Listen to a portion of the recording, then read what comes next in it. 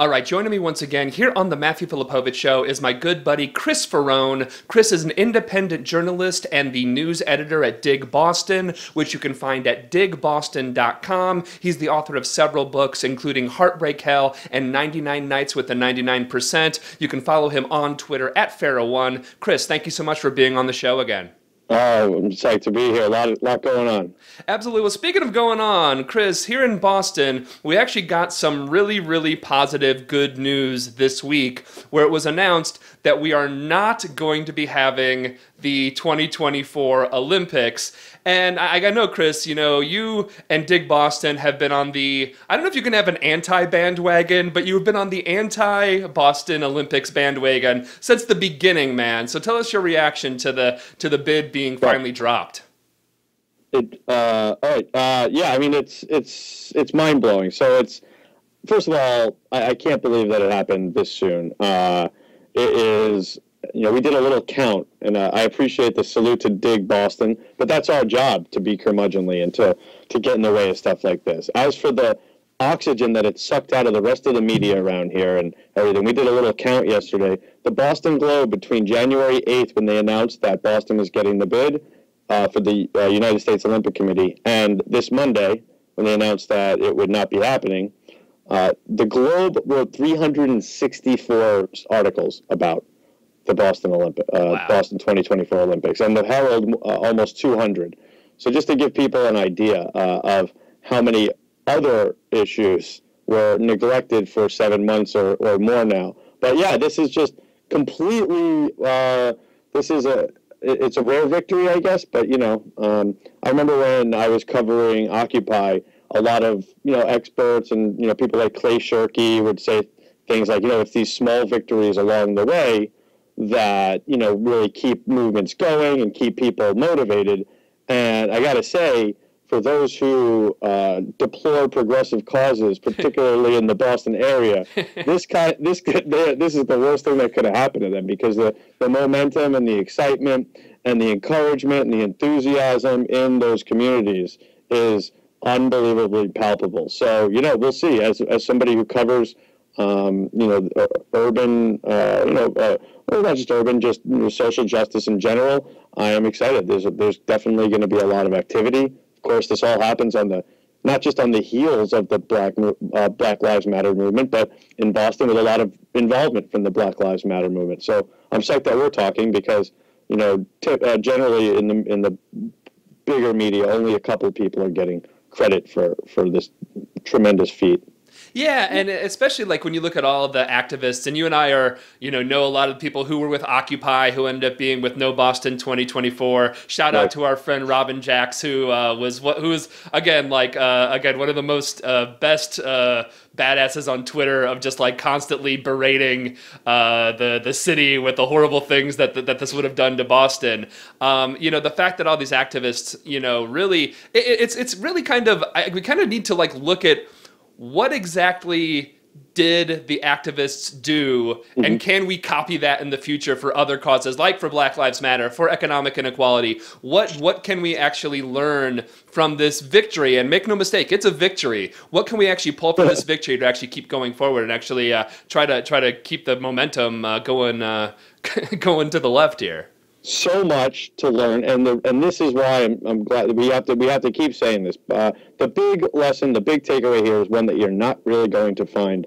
And I hate to keep like lambasting the mainstream or whatever you want to call it, but you're just not going to find this. And there were two main groups that were protesting the Boston 2024 Olympics, and people outside of the city should be clear on this, because this is the takeaway. So there was one group that was the first, and they're called No Boston Olympics. And they're led actually by a young, promising, he was a Bain Capital executive when this all started. Not exactly, I'm sorry, but he was working at Bain Capital when this all started, and people are like blown away right now. Another person, Liam Kerr, he works actually, we're on the opposite sides of things. He's a pro-charter school guy. So there were basically, and a couple of others. And they formed a small group, No Boston Olympics. They started meeting in late 2013. They put together a platform. They started showing people in Boston early how devastating the Olympics have been for other places. Okay, that was like step one. Now, like I said, they have, these are neoliberal, if not conservative backgrounds, especially around here. So as the more news comes out about the Olympics and such, another front forms, starts calling themselves No Boston 2024. Now, that's Robin Jacks, as you just mentioned, from Occupy Boston, but a number of other people as well. There's a young man named Jonathan Cohn who came into the picture, who ended up being a major player, getting a lot of Freedom of Information Act requests that proved devastating to the city. But my point here is that instead of these two groups clashing, which frankly could have been the easiest thing ever, anybody who's ever watched any sort of leftist or rightist movements go knows that even with these small groups operating at first, it's not a lot of people have pissing contests. That wasn't the case here. We did at Dig Boston, we did a big interview, I think it was in January, with both of them. And we asked, let's for readers, but also just in general, let's differentiate, see what are the differences. And they really had the same goals and different tactics and different reasons that they were doing it. No Boston Olympics, the one with some more corporate voices there, they were more interested in pointing out some of the economic issues.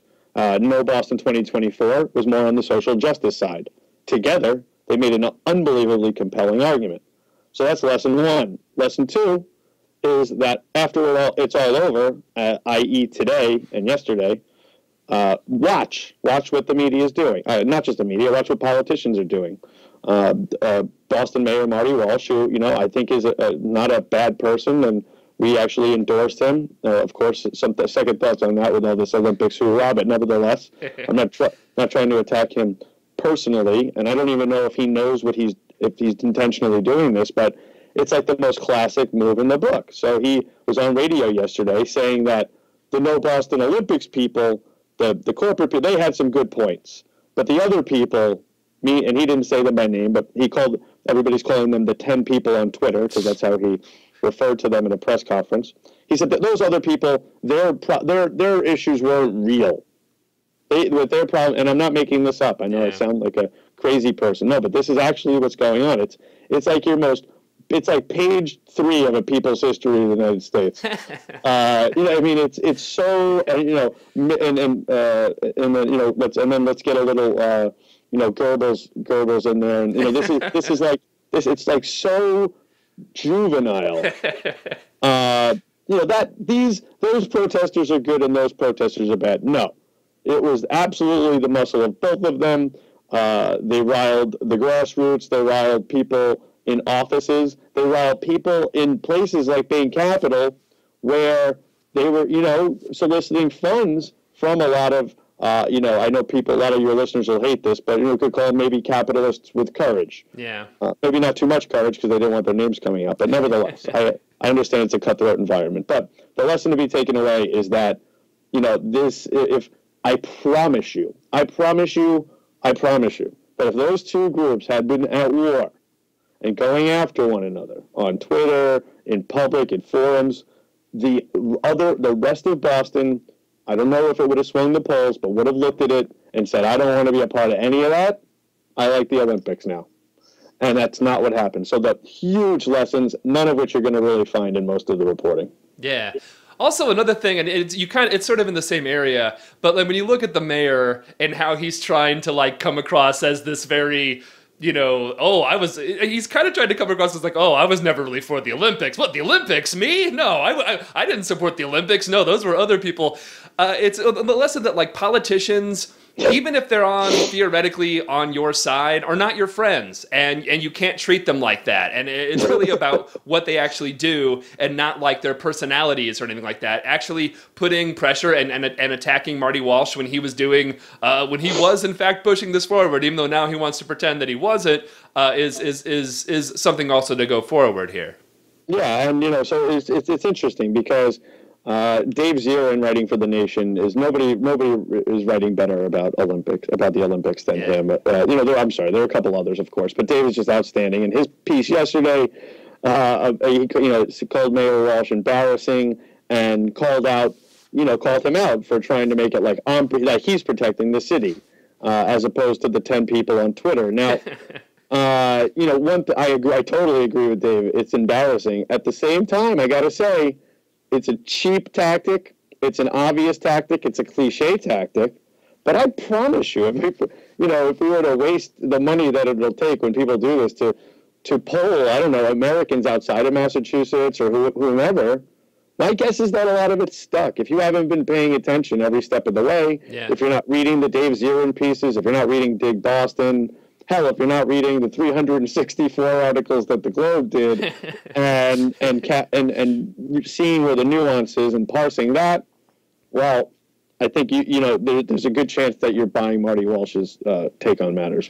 So I think that there's definitely some political acumen there, but not too much, because some of the things he said are just obviously going to come and hit him rhetorically. Yeah, you wrote a dig. You wrote giving Walsh credit for this is like someone who arranges for a kidnapping and then pays the ransom, getting credit for being a hero for saving the child. Which is really what it is here. Yeah, I mean, I watch way too much Law and Order and such, so but that's really what it is. So it's he really. I don't know if it's his job to support the Olympics. That's something that's still up for. One thing we now know is that the U.S. Olympic Committee needs the mayors and governors to get behind this stuff fully. So in that sense, he was probably doing his job to try to distance himself from it. Like I said, it'll work with a lot of people who aren't paying attention. As for voters, which in Boston especially are the opposite of people who don't pay attention, he's got a lot of muscle, labor muscle, but we'll see. I think this is going to be a really difficult one. And born out of this was a very strong potential mayoral candidate in a lot of people's opinions, and that's City Councilor Tito Jackson, who put a lot of pressure, and anybody, forget about the specifics now, it's over, but put a lot of pressure at the last minute, right before the levee broke, on Boston 2024. So, whereas the mayor was telling no Boston 2024, the opponents, that they should disclose their donors. As I wrote on Twitter, there goes Mayor Marty Walsh again, standing up for the people doing the bullying. Well, a couple things actually came out, and again, I'm talking to my friend Chris Faraone, came out that you wrote about in the wrap-up piece for Dig Boston. There's a couple big news things that came out just before the bid got pulled, and that was that the funders actually were predicting a shortfall of like $471 million, and they were trying to pay for that shortfall through the lottery. Is that right? They wanted to actually have a lottery to pay for that?